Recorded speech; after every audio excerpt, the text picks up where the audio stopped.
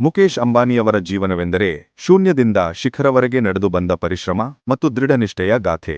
19 April 1957ರಲ್ಲಿ ಮುಂಬಯಿಯ ಸಾಮಾನ್ಯ ಕುಟುಂಬದಲ್ಲಿ ಹುಟ್ಟಿದ ಮುಕೇಶ್ ದೊಡ್ಡ ಮನೆಯಲ್ಲ, ಬಾಡಿಗೆ ಮನೆಯಲ್ಲೇ ಬೆಳೆದು ಬಂದವರು. ಅವರ ತಂದೆ ಧೀರೂಭಾಯಿ ಅಂಬಾನಿ ಡಬ್ಬಾ ಕಾರ್ಖಾನೆಯಲ್ಲಿ ಕೆಲಸ ಮಾಡಿದವರು.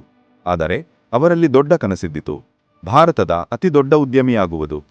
ಮುಕೇಶ್ ಅಂಬಾನಿ HCC ಕಾಲೇಜಿನಲ್ಲಿ ಕೆಮಿಕಲ್ ಇಂಜಿನಿಯರಿಂಗ್ ಓದಿದ ನಂತರ ಸ್ಟ್ಯಾನ್ಫರ್ಡ್ ವಿಶ್ವವಿದ್ಯಾಲಯಕ್ಕೆ MBA ಮಾಡಲು ಹೋಗಿದ್ದರು. ಆದರೆ ತಂದೆಯ ಒತ್ತಾಯಕ್ಕೆ ಹಿಂದುರುಳೆ ಬಂದವರು.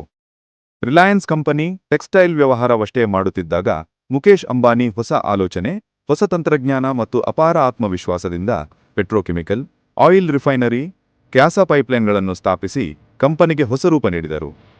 2016ರಲ್ಲಿ ಜಿಯೋವನ್ನು ಪ್ರಾರಂಭಿಸಿದ ನಿರ್ಧಾರ ಭಾರತದ ಇತಿಹಾಸವೇ ಬದಲಾಯಿಸಿತು.